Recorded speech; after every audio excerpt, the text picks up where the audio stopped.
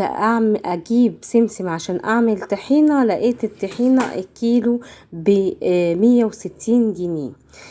والطحينة طبعا عارفين سعرها حدث ولا حرج. النهاردة بقى انا جايه لكم هنعمل حاجة كده عظمة. هنعمل ايه؟ هنبل الفينو وهنعمل بيه طحينة المطاعم. والله العظيم هنعمل طحينة المطاعم. المطاعم طبعا ما بتعملش طحينة خام خالص، يعني ما بتجيبش يعني طحينة كده وتعمل طحينة. لا، ده احنا هنكرم نفسنا كمان عن المطاعم كمان. انا لقيت عندي كده في الفريزر رغيفين فينو كانوا موجودين، فقلت هجيبهم كده بقى واعمل بيهم حاجة حلوة قوي.